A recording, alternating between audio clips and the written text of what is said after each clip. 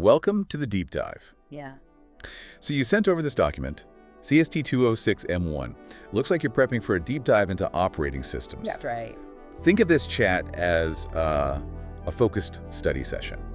Our mission today is to really get under the hood, understand what makes an OS tick. Exactly. Nailed down those fundamentals. By the end, you should have a really solid grasp of what an OS actually is, what it's doing constantly, and, how it's put together.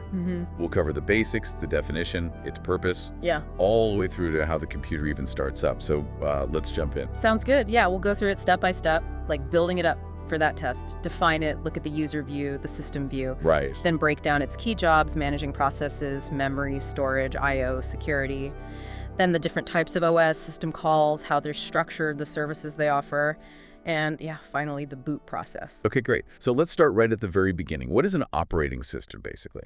Well, the source defines it pretty clearly. It's a program that manages all the computer's hardware. Okay. And it acts as like the middleman between you, the user, and the actual hardware. The conductor analogy in the notes is good, making all the hardware parts work together. Exactly. And to get that, you need to know the four main bits of a computer system. You've got the hardware itself, CPU, memory, I/O devices. Keyboard, screen, all that. Right. Then the operating system, our main topic. Third, application programs, your browser, word processor, games. The stuff we actually use day to day. Yep. And finally, the users. That could be people, but also other computers interacting with it. Right, so the apps are what we see, what we use for tasks. And the OS is that kind of invisible layer making it all happen. Precisely. The material also distinguishes between application software and system software. What's the main difference there? That's a key distinction. Application software is what helps you, the user, do something specific. Writing a paper, editing photos, that's applications. Got it. System software, though, is focused on managing the hardware itself. It provides the foundation for applications to run correctly. And the OS, that's the core piece of system software. Okay, makes sense. OS is the heart of the system software, managing the hardware so my apps work. Now, the source says we need two perspectives to really understand the OS, the user's view and the system's view. Let's start with the user view. How does my experience change depending on the device? Yeah, the user view really depends on the hardware. Take a single user system, like your PC or laptop. Okay. There, the OS is all about ease of use, good performance for you. You've got all the resources to yourself, basically. The OS tries to make it intuitive, responsive. Right. When I use my laptop, I just want it to work well for me. I'm not thinking about sharing. But it must be totally different on multi-user systems like mainframes or big servers. Totally different ballgame. There, you've got potentially hundreds or thousands of users hitting the same resources, CPU, memory, storage, all at once. So the OS focus shifts dramatically. It's all about maximizing resource utilization. How do we use the CPU, memory, I/O most efficiently for everyone? It's about fairness, making sure no one hogs the system, keeping response times reasonable for all users. So single user, ease for one, multi-user, Yeah. efficient sharing for many. What about handhelds? Smartphones, tablets, they feel different again. Definitely. With handhelds, the main interaction is the touchscreen, right? Yeah. And they're usually resource poor compared to desktops. Less power, less memory, and battery life is critical. Oh yeah, battery life is huge. So the OS is heavily optimized for that touch usability and for stretching the battery. It's constantly managing power consumption. Makes sense. And the last category was embedded computers in cars, smart home gadgets. What's the user view there? Often there isn't one, right? Pretty much. For many embedded systems, there might be a very limited interface or sometimes none at all that you directly interact with. Think about your car's braking system OS or a smart thermostat. Right, they just run. Exactly. They're designed to just work, reliably doing a specific job, often without direct human intervention. You might get status lights, maybe a simple display, but the OS is mostly invisible, just running the device. So our experience is really tailored to the device's purpose. Okay, let's flip it. How does the OS see itself? The system view. From the system's perspective, the OS wears two main hats. First, it's a resource allocator. Meaning? It manages all the hardware resources, CPU time, memory space, file storage, I/O devices.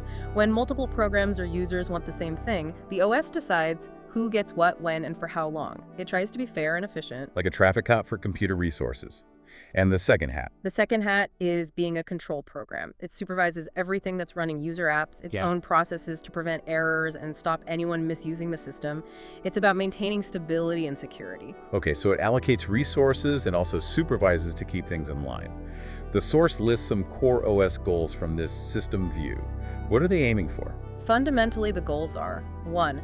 Execute user programs. Make it possible for software to run. That's job number 1. Makes sense. 2. Make the system convenient to use, hide the complexity, provide a usable interface. 3. Ease problem solving for the user by providing a stable platform. And 4, critically, use the hardware efficiently. Don't waste CPU cycles or memory. Maximize throughput. Got it. Those user and system views really show the balancing act the OS performs. Okay, let's get into the real nuts and bolts. The functions of an OS.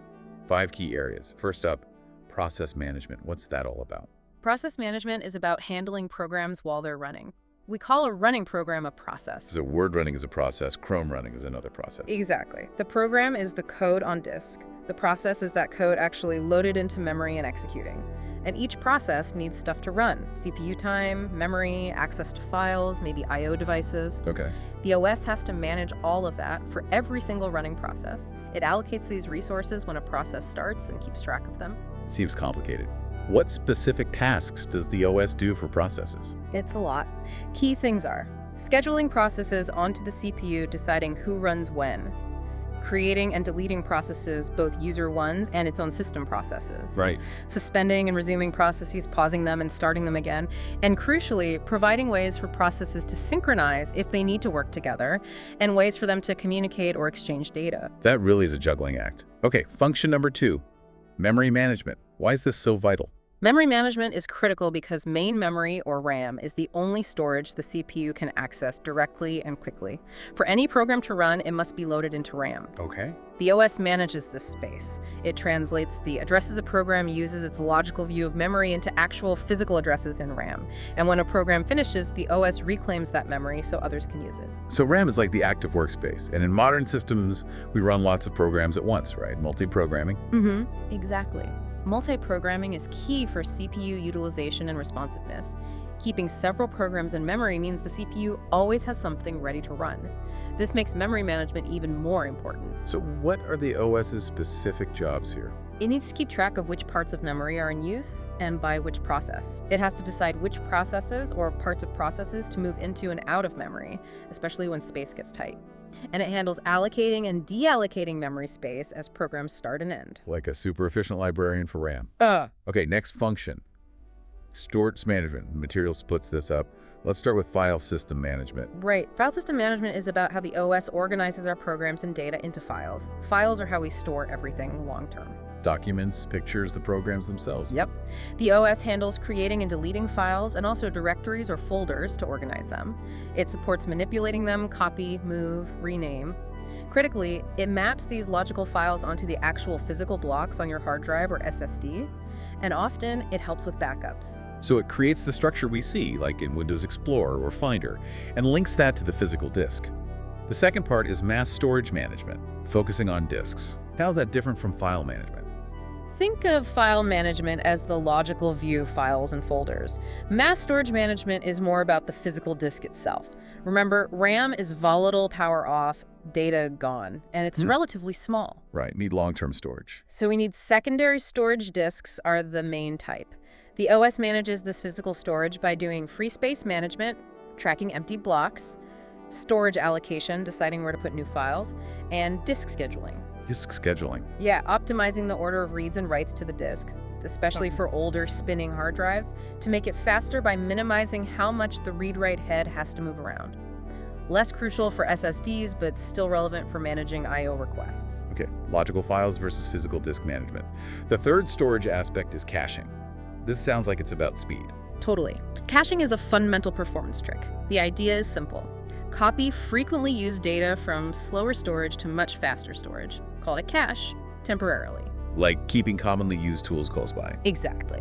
When the system needs data, it checks the fast cache first.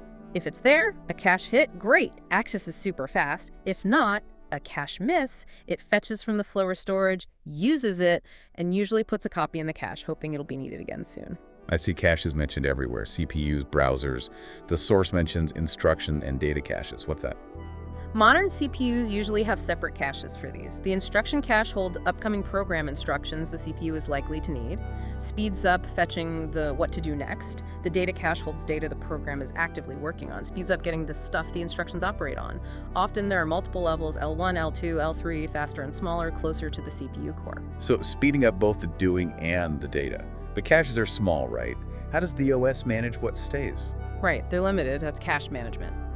Hardware and the OS work together using algorithms to decide what data or instructions to keep in the cache and what to kick out, evict, when new stuff needs to come in. Good algorithms are key to getting the most benefit. Okay. The source also mentions cache coherency. Sounds complex. It is, especially in systems with multiple caches or multiple processors. Cache coherency means ensuring that if a piece of data exists in multiple places, like main memory and several CPU caches, any update to it is reflected everywhere consistently. So everyone sees the latest version. Basically, yes. It's critical in multiprocessor systems where each CPU might have its own cache. If two CPUs cache the same data and one updates it, the other needs to know about that change either by getting the update or invalidating its own copy. Hardware protocols usually handle this intricate dance. Makes sense. And briefly, replicas in distributed systems. Similar idea, but across networks. In cloud storage or distributed databases, you might have identical copies replicas of data on different machines. If one replica gets updated, the system needs mechanisms to ensure all other replicas eventually become consistent, dealing with network delays and potential simultaneous updates. Wow, caching and consistency get complicated fast. Okay, function 4, I/O management. What's the OS doing with input and output? I/O management covers how the OS talks to all the input-output devices, keyboard, mouse, screen, printer, disk drives, network cards, everything. A huge role here is abstraction. Hiding the details. Exactly. The OS provides a standard, consistent way for applications to talk to devices without needing to know the specific, messy hardware details of each one. The I/O subsystem handles device drivers, buffering data, managing interrupts from devices. It's the universal translator for hardware. So apps don't need a specific driver for every single model of printer. The OS handles that layer. Okay, final key function. Protection and security. Crucial stuff. Absolutely vital, especially with multiple users or multiple programs running. Protection is about controlling access to resources within the system, ensuring one process can't mess with another's memory or files unless allowed. Internal controls. Right. Security is broader, defending the system against external and internal threats. Viruses, worms, unauthorized access, denial of service attacks, protecting confidentiality, integrity, availability. Protection manages internal access. Security defends against attacks. How does the OS do this? Through various mechanisms, memory protection keeps processes in their own space. File permissions control who can read, write, execute. Timers prevent CPU hogging. For security, it handles user authentication, logins, firewalls, maybe detects malware. A core part is distinguishing usernames, user IDs, UIDs, sometimes groups to manage permissions collectively. Okay, those 5 functions, process, memory, storage, I/O, protection, security, really show how central the OS is. Let's shift to computer system organization, how processors define the system. Right, we can group systems by processor count. Simplest is single processor systems, just one main CPU doing the general work. Like older PCs. Yeah, though they often have special purpose processors for graphics, disk control, keyboard. These have limited abilities, don't run user apps directly, but the main OS manages them. So one main brain, maybe some helpers. Then multiprocessor systems. Now we have 2 or more main processors working together closely. They share the bus, clock, memory, peripherals. The big advantages are potentially increased throughput, more work done, though not always perfectly linear scaling. Right, overhead. Economy of scale, sharing hardware can be cheaper than multiple separate machines, and increased reliability. If one CPU fails, others might be able to take over. Fault tolerance. More power, potentially cheaper, more reliable. 2 types mentioned, asymmetric and symmetric. Yeah. Asymmetric multiprocessing is like a boss worker setup.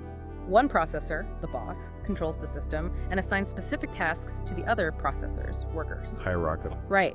Symmetric multiprocessing, SMT, is more common now.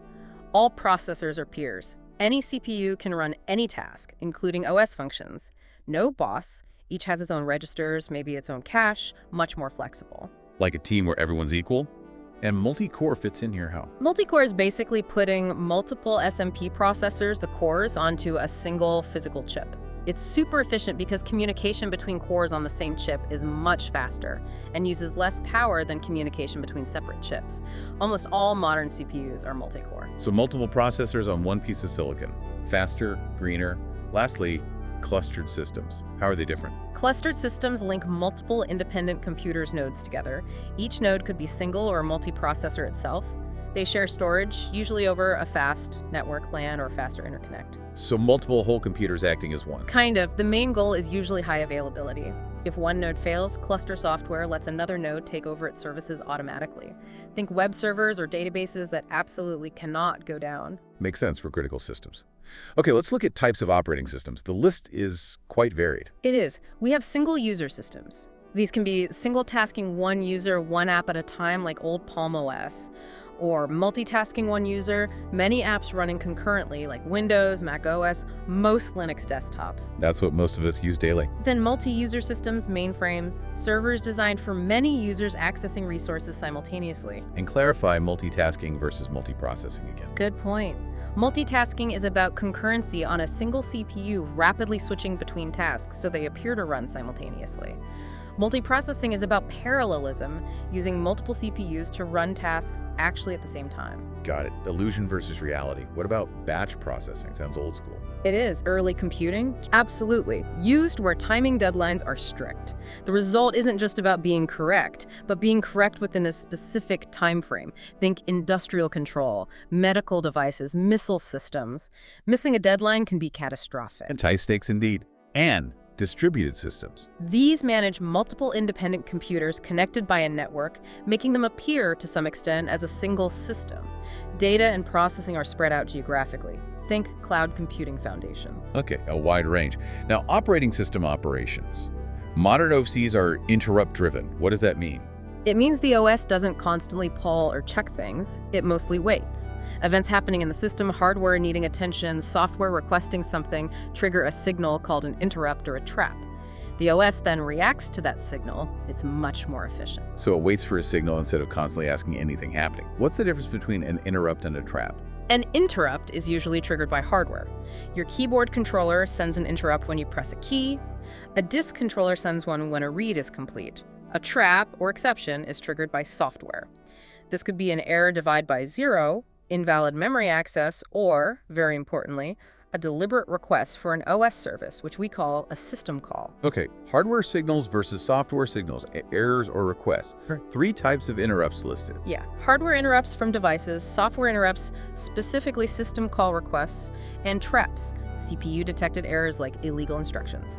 Each type causes the CPU to jump to specific OS code and interrupt handler to deal with the event. So interrupts are the nervous system signaling events. Next concept, dual mode operation. Why 2 modes? It's a core protection mechanism, protects the OS itself from user programs. We have user mode and kernel mode, also called supervisor mode, privileged mode. How does it switch? Hardware provides a mode bit. 0 might be kernel mode, 1 user mode. Crucially, certain privileged instructions, things that could mess up the system, like direct hardware access, changing memory maps, disabling interrupts, can only run in kernel mode. So user programs can't just do anything. Exactly. If a user program needs a privileged operation, like writing to disk, it has to ask the OS via a system call. This triggers a switch to kernel mode. The OS does the work safely, then switches back to user mode before returning control to the program. If a user program tries a privileged instruction directly, boom, a trap occurs, OS takes over, usually terminates the naughty program. A clear safety boundary. What about the timer mentioned? The timer is hardware that prevents a user program from hogging the CPU forever, maybe by getting stuck in an infinite loop. The OS sets the timer before giving control to a user program. If the timer goes off before the program yields control, e.g. makes a system call or finishes, the timer generates an interrupt. Forcing the OS to get control back. Precisely. It ensures the OS can regain control, maintain responsiveness, and schedule other processes fairly. It's a safety net. Okay, essential stuff. Let's dig into system calls more. They're the way apps ask the OS for help. Exactly. They are the programming interface to the services offered by the operating system kernel. When an app needs something, the OS controls file access, network connection, creating a process, it makes a system call. And this causes that switch to kernel mode we just talked about. Yes, the system call mechanism handles the mode switch, lets the kernel perform the privilege operation securely, and then returns the result and switches back to user mode. How does a program actually make a system call? Does it know kernel details? Not usually, no. Typically, each system call has a unique number. The program loads this number, plus any needed parameters, like a file name, into specific places, like CPU registers or memory, and then executes a special trap instruction. The OS trap handler looks up the number in a system call table to find the right kernel function to execute. The app only needs the interface, not the messy implementation details. Like ordering from a menu using item numbers. Yeah. The printf example. Right. When your C code calls print, that's a standard library function. It does some formatting, figures out what needs printing, but it can't directly write to the screen hardware. So printf eventually calls a system call, often something like write, passing the data. The write system call runs in kernel mode and tells the display driver what to do. So library functions wrap the system calls, making them easier to use. How do programs pass the parameters, the file name, the data, etc.? 3 main ways. 1, put them directly in CPU registers. Fast, but you only have a few registers, so limited parameters. 2, put parameters in a block of memory and pass the address of the block in a register. Linux and Solaris do this, handles many parameters. 3, push parameters onto the stack in memory. The kernel pops them off, no real limit on number size. Different methods for different needs, and Yeah. usually we use APIs instead of raw system calls. Yes, almost always. Programmers use application programming interfaces, APIs like Win32, Windows, PO6, Unix, Linux, macOS, or the Java API. These provide named functions, create file, open, read, that are easier to use and understand than system call numbers. The API library function handles the specific details of making the correct underlying system call for that OS. It makes code more portable, too. So APIs are the developer-friendly layer on top of system calls. What kinds of services do system calls cover? Lots. Broad categories include process control, create terminate process like fork, exit, wait for process wait, allocate memory, file management, create delete file, open close, read write, get set attributes, device management, request device, read write release, information maintenance, get set time, system data, process attributes, and communications, create delete connections, send receive messages for inter-process communication. Covers pretty much everything an app might need from the OS. The source highlights wait, fork, exec, kill, exit. Quick reminder. Sure. Fork creates a new child process, a copy of the parent. Exec, a family of calls, replaces the current process's program with a new one. This is how you run a different program. Exit terminates the current process. Wait. Makes a parent process pause until a child process finishes. No. Kill sends a signal to another process, often to terminate it, but signals have other uses too. Foundational process lifecycle stuff. Okay, let's look at how OSs are actually built. Operating system structures. First, the simple structure like MS-DOS. Yeah, MS-DOS is the classic example. Not much structure, really. It wasn't built in distinct layers. Applications could often bypass layers and call low-level I/O routines directly. Sounds risky. It was. Limited hardware protection back then didn't help. Made it vulnerable. A buggy app could easily crash the whole system. Fast, maybe, but fragile. Then the monolithic structure like early UNIX. Right. Here, the entire kernel scheduling, file system, networking, device drivers, memory management is one big chunk of code running in kernel space. Everything bundled together. Pretty much. System calls jump into this big kernel. Functions call each other directly. Can be very efficient because communication within the kernel is fast. But it's complex to write, debug, and maintain. A bug anywhere can potentially take down everything. Tight coupling. Efficient but complex and maybe less robust. What about the layered approach? This tries to impose order. The OS is divided into distinct layers. Layer 0 is the hardware. Layer 1 uses Layer 0 services, Layer 2 uses Layer 1, and so on up to the user interface. Each layer only talks to the layer directly below it. Sounds organized. Benefits. Drawbacks. Benefit is modularity. Easier to build and debug, you can test Layer N knowing Layer N1 works. Drawback can be performance. A request might have to travel down through many layers, adding overhead.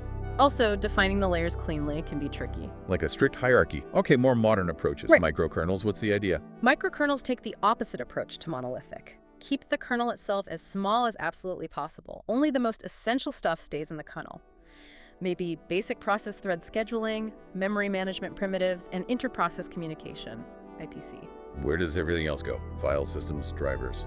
They run as separate user-level processes or servers. They communicate with each other and with applications by sending messages through the tiny microkernel's IPC mechanism. Advantages. More modular, easier to extend, add a new server process, potentially more reliable and secure. If a file saver crashes, maybe the rest of the OS keeps running, easier to port. Main disadvantage, performance overhead. All that message passing between user space servers can be slower than direct function calls within a monolithic kernel. Mach is a classic example. Lean kernel, services outside, communication overhead, and the last structure, Yeah. modular, like Linux, Mac OS, Windows. This is probably the most common approach today. It's kind of a hybrid. You have a core kernel, but most additional functionality drivers, file systems, network protocols is implemented in loadable kernel modules. Like plugins for the kernel. Exactly. These modules can often be loaded dynamically at boot or even while the system is running and unloaded. It gives you flexibility like a microkernel, easy to remove functionality, but often better performance because modules usually run in kernel space and can call each other directly, avoiding the user-kernel communication overhead of microkernels. It combines the best of several worlds. Core kernel plus flexible, efficient modules. Seems practical. Yeah. Okay, let's talk about operating system services. What does the OS actually provide? It provides the environment for programs to run, plus specific services for both users and programs. For users, things like a user interface, CLI, GUI batch, program execution, loading, running, ending programs, I/O operations, managing device access, file system manipulation, create, delete, read, write permissions. The stuff we directly interact with. Also communications between processes, error detection, hardware-software errors, and debugging support. What about services for the system's own efficiency? Those are more behind the scenes, ensuring smooth operation. Things like resource allocation, managing CPU, memory, I/O distribution, accounting, tracking who uses what resources, and protection and security, controlling access, user authentication, defense against threats. So, user convenience and efficient, secure system management. Finally, the system boot process. How does the computer actually start the OS? Booting is loading the kernel to start the computer. When you power on, RAM is empty. The CPU starts executing a small program stored in ROM, read-only memory, or firmware. This is the bootstrap program or loader. It's built into the hardware. Yes, non-volatile memory. Its job is simple.